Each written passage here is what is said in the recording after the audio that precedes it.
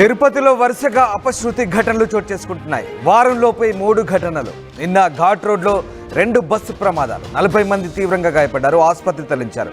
ఘాట్ రోడ్లో ఓవర్ స్పీడ్గా వెళ్తూ వాహనాలు అదుపు తప్పాయి. ఇటు నిన్న లడ్డూ కౌంటర్లోనూ మంటలు ఎగిసిపడ్డాయి. మొన్న వైకుంఠ ఏకాదశికి ముందు రోజు తొక్కిసలాట్లో 6 మృతి చెందారు. ఇలా వరుస ఘటనలతో తిరుపతిలో ఒకసారిగా అలజడి రేగుతోంది, కలకలం రేగుతోంది. తిరుపతి జిల్లాలో నిన్న ఒకే రోజు వరుస ప్రమాదాలు ఆందోళన కలిగించాయి. తిరుమల 2వ ఘాట్ రోడ్లో ఆర్టీసీ బస్సు డివైడర్ ఢీకొట్టి ప్రమాదం జరగ్గా తిరుపతి జిల్లా చంద్రగిరి మండలం భాకరాపేట కొనుమదారి మొదటి మలుపులో 2 ఆర్టీసీ బస్సులు ఢీకొన్నాయి. దాదాపు 40 మంది ప్రయాణికులకు గాయాలయ్యాయి. మదనపల్లి నుంచి తిరుపతి వస్తున్న ఎక్స్ప్రెస్ తిరుపతి నుంచి పీలేరుకు వెళ్తున్న బస్సు ఎదురెదురుగా ఢీకొన్నాయి. సమాచారం అందుకున్న చంద్రగిరి పోలీసులు వెంటనే అక్కడ చేరుకొని సహాయక చర్యలు చేపట్టారు.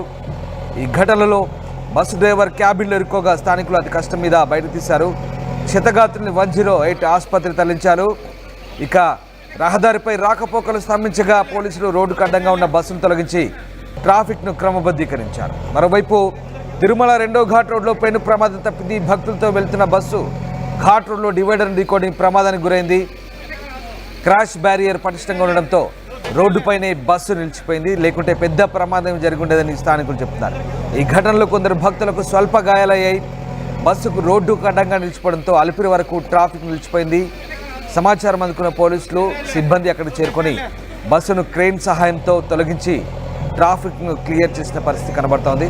మొత్తం మీద వరుస ఘటనలు తిరుపతిలో అలజడి రేపుతున్నాయి. తిరుపతిలో అపశృతి చోటు చేసుకుంటున్న పరిస్థితి కనబడుతుంది. వారంలో దాదాపు ఈ 3 ఘటనలతో ఒక్కసారిగా స్థానికంగా భయాందోళనకు గురవుతున్నారు భక్తులు.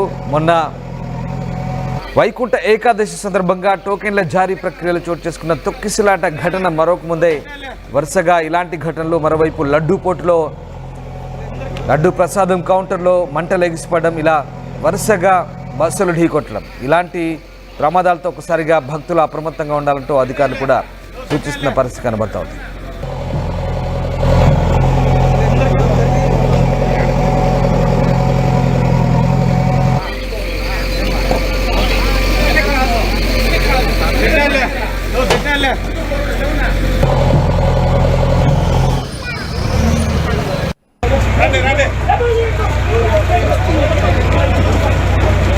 కట్ అయిపోయింటాయి చూడు.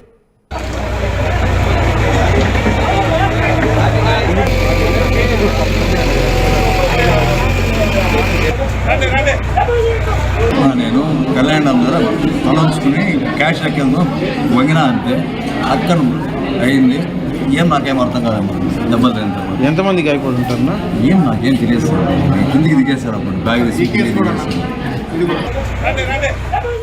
తిరుపతి జిల్లా భాకరాపేట మండలంలో కూడా జరిగిన ఆర్టీసీ బస్సుల ఘటనలో దాదాపు 40 మంది ప్రయాణికులకు గాయాలయ్యాయి. 2 ఆర్టీసీ బస్సులు ఢీకొన్నాయి. ఈ ప్రమాదంలో 2 బస్సుల్లోని ప్రయాణికులు గాయపడ్డారు. మరోవైపు తిరుమల 2వ ఘాట్ రోడ్లో పెను ప్రమాదం తప్పింది. భక్తులతో వెళ్తున్న బస్సు ఘాట్ రోడ్లో డివైడర్ను ఢీకొని ప్రమాదానికి గురైంది. క్రాష్ బ్యారియర్ పటిష్టంగా ఉండడంతో రోడ్డుపైనే బస్సు నిలిచిపోయింది. పెద్ద ప్రమాదమే జరిగేదని స్థానికులు చెప్తున్నారు. ఈ ఘటనలో కొందరు భక్తులకు గాయాలయ్యాయి. బస్సు రోడ్డుకు అడ్డంగా నిలిచిపోవడంతో అలిపిలి వరకు ట్రాఫిక్ నిలిచిపోయింది. సమాచారం అందుకున్న పోలీసులు సిబ్బంది అక్కడ చేరుకొని క్రేన్ సహాయంతో బస్సును తొలగించి ట్రాఫిక్ను క్లియర్ చేసిన పరిస్థితి. మొత్తం మీద తిరుపతిలో వరుసగా అపశృతి ఘటనలు చోటు చేసుకున్నాయి.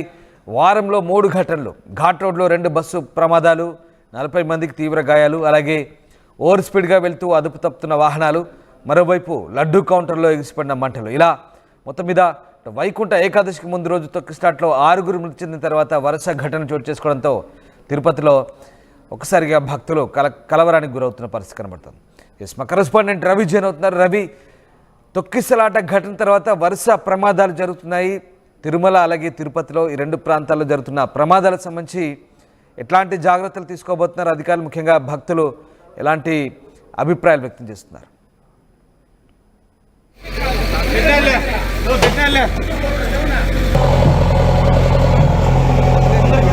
అంటే తిరుపతి మదనపల్లి జాతీయ రహదారిలోని బాక్రాపేట సమీపంలో కిలోమీటర్ పరిధిలో ఉన్నటువంటి కళ్యాణ్ డ్యామ్ సర్కిల్ వద్ద 2 ఆర్టీసీ బస్సులు ఢీకొన్నాయి.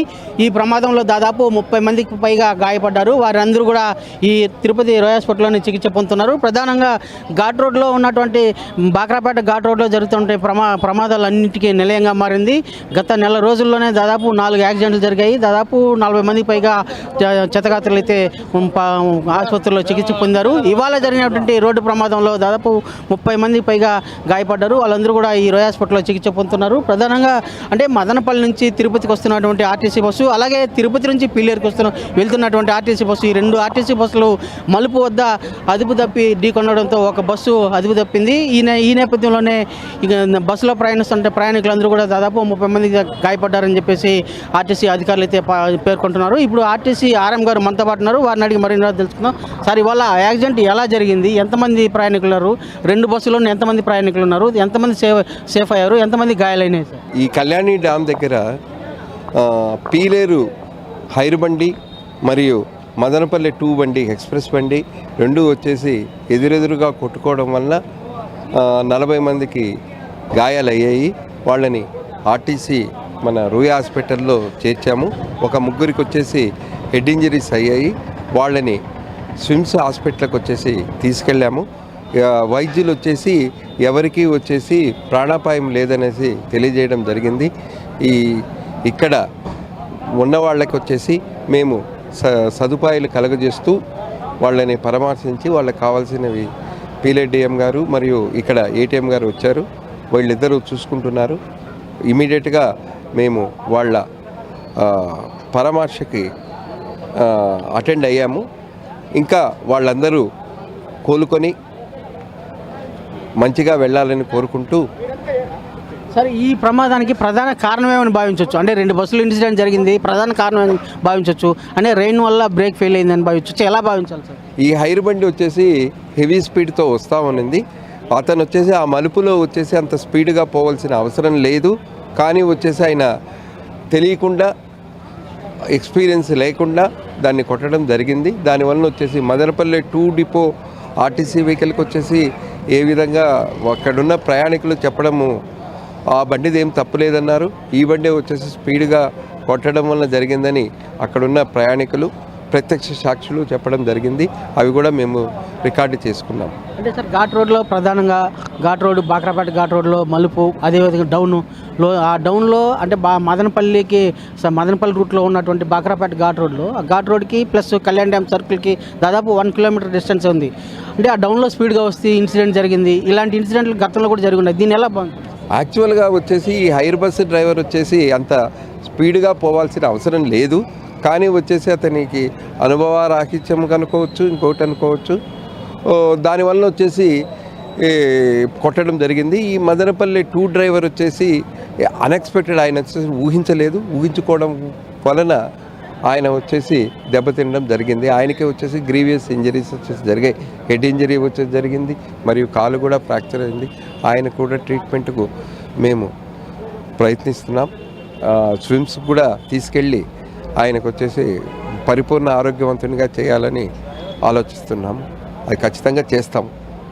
ఇది ఇవాళ సాయంత్రం జరిగినటువంటి రోడ్ యాక్సిడెంట్లో 2 బస్సులు ఢీకొనడంతో దాదాపు 35 మందికి పైగా ప్రయాణికులు అయితే గాయపడ్డారని చెప్పేసి ఆర్ఎం గారు పేర్కొంటున్నారు. వారందరూ కూడా ఇవాళ రోయల్ హాస్పిటల్లోనే చికిత్స పొందుతున్నారు. వాళ్ళ మెరుగైన వైద్యం కోసం కొంతమందిని స్విమ్స్కి అయితే రెఫర్ చేశామని చెప్పి చెప్తున్నారు. అయితే బాక్రాపేట ఘాట్ రోడ్లో బస్సులు నిదానంగా రావాల్సినటువంటి బస్సులు ప్రైవేట్ బస్సు అంటే ఆర్టీసీ అండర్టేకింగ్ బస్సు ఓవర్ స్పీడ్గా రావడం వల్లనే ఈ ప్రమాదం జరిగిందని చెప్పి ప్రాథమికంగా దర్యాప్తులో మేము గుర్తించామని చెప్పేసి ఆర్ఎం గారు అయితే పేర్కొంటున్నారు. దానికి అనుగుణంగానే వాటి మీద చర్యలు తీసుకుని భవిష్యత్తులో ప్రమాదాలు ఇలాంటి వాటిని నివారించేందుకు చర్యలు కూడా చేపడతామని చెప్పేసి ఆర్టీసీ ఆర్ఎం గారు పేర్కొంటున్నారు. అలాగే ఇది కాకుండా సార్, ఇవాళ అది మీరేం సార్ మాట్లాడుతున్నారు? మరి ఈ ఇన్సిడెంట్ తర్వాత ఏమనుకుంటున్నామంటే, ట్రైనింగ్ వచ్చేసి ఆ పీలేరు డ్రైవర్లకి, హైర్ బస్సు డ్రైవర్లకి మరియు మదనపల్లిలో ఉండే డ్రైవర్లకి, ఆ రూట్లో జరిగే డ్రైవర్లకి ఒక 2 days ట్రైనింగ్ వచ్చేసి కలగజేసి అవగాహన కలగజేసి యాక్సిడెంట్లు పూర్తిగా కర్బు చేయాలని ఆలోచిస్తున్నాము. ఇదే విధంగా ఇంతకుముందు మదనపల్లిలో వచ్చేసి యాక్సిడెంట్లు అయినప్పుడు ఈ పునశ్చరణ తరగతులు నిర్వహించాను. అక్కడ 10 యావరేజ్ అయ్యే యాక్సిడెంట్లు వచ్చేసి జీరోకు తీసుకొచ్చాము. ఇక్కడ కూడా వచ్చేసి జీరో యాక్సిడెంట్లు వీళ్ళకి అవగాహన కలగజేసి ట్రైనింగ్ ఇచ్చి వాళ్ళని వచ్చేసి ప్రమాదరహితంగా డ్రైవర్లుగా రూపొందించాలనేది మా ఆశయం. సార్ ఇవాళ అదేవిధంగా ఇంకొక యాక్సిడెంట్ కూడా జరిగింది తిరుమల ఘాట్ రోడ్లో, అంటే 6వ మలుపు వద్ద సెకండ్ ఘాట్ రోడ్లో ఒక యాక్సిడెంట్ జరిగింది. దాదాపు అక్కడ కూడా ఒక 10 మంది ఇంజూర్ అయ్యారండి. దీన్ని ఎలా భావించాలండి? సెకండ్ ఘాట్ రోడ్లో అంటే వాళ్ళకి ట్రైనింగ్ ఉన్నా కూడా ఇవాళ యాక్సిడెంట్ అయింది, దీన్ని ఎలా భావించాలి? యాక్చువల్గా ఏమంటే కొండ మీద జరిగిన యాక్సిడెంట్కు కారణం ఏమంటే డిజిలింగ్ కొద్దిగా రోడ్డు స్లిప్పరీగా ఉంది. మేము కూడా వచ్చేసి వెళ్ళాను అక్కడికి. అక్కడ గమనించింది ఏమంటే రోడ్డు వచ్చేసి చాలా స్లిప్పరీగా ఉంది.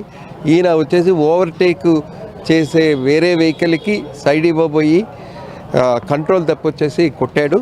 వెహికల్ కూడా మేము చెక్ చేసాము పూర్తిగా. మళ్ళా తిరుమలకి తీసుకెళ్ళి అక్కడ వచ్చేసి ఏ విధమైన లోపము వచ్చేసి కానరాలేదు. దాని మీద కూడా డ్రైవర్లకు ఘాట్ రోడ్ డ్రైవర్లకు కూడా ట్రైనింగ్ ఇవ్వాలని నిర్ణయించుకున్నాము. యాక్సిడెంట్ అనేది ఘాట్ రోడ్లో కానీ ఈ ఘాట్ రోడ్లోనే ఎక్కువ జరుగుతుంది. యాక్చువల్గా లాస్ట్ టైం కూడా మనకు మొగిలి ఘాట్లో కూడా పెద్ద యాక్సిడెంట్ అయింది. అక్కడ కూడా ఏంటంటే అక్కడ ఈ రోడ్డు వచ్చేసి స్టెప్పరీగా ఉండడం వల్ల కొంత జరుగుతుంది.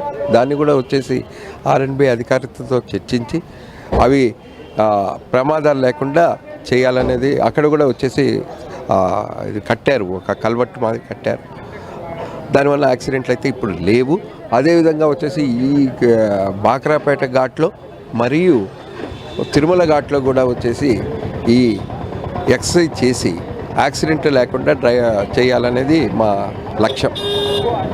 ఇది ఇవాళ ఘాట్ రోడ్లో జరుగుతుంటే ప్రమాదాలు నివారించేందుకు పూర్తి స్థాయిలో చర్యలు చేపట్టేందుకు కృషి చేస్తున్నాము. దానికి తదనుగుణంగా సమగ్రంగా దర్యాప్తు చేసి ప్రమాదాల నివారణ చర్యలు చేపట్టి, అలాగే డ్రైవర్లకు కూడా ఘాట్ రోడ్లో వాహనాలను ఏ స్పీడ్లో నడపాలి, ఎలా నడపాలి, మలుపుల్లో ఏ స్పీడ్లో మలుపు తిప్పాలి వాహనాలని అనే దాని మీద కూడా డ్రైవర్లకు కూడా శిక్షణ తరగతులు ఇస్తాము. అయితే ఇవాళ 2 ప్రమాదాలు జరిగాయి. ఒకటి వచ్చి తిరుమల ఘాట్ రోడ్లో ప్రమాదం, మరొకటి మదనపల్లి తిరుపతి బాక్రాపేట సమీపంలో ఘాట్ రోడ్లో. ఈ 2 ఘాట్ రోడ్లో జరిగిన ప్రమాదాలకి కారణం అంటే ఒకటి వచ్చి స్పీడు ఎక్కువ అతివేగము, రెండవది వచ్చి స్లిప్ అవడం వల్ల ఇలాంటి కారణాల వల్లే ప్రమాదాలు జరిగాయని చెప్పేసి ఆర్టీసీ ఆర్ఎం అధికారులు అయితే సూచిస్తున్నారు. ఇది వాళ్ళ తిరుపతి జిల్లాలో 2 ప్రమాదాలు జరిగినటువంటి వాటి మీద అధికారులు అయితే వివరణ ఇచ్చారు. ఈ ప్రమాదాలు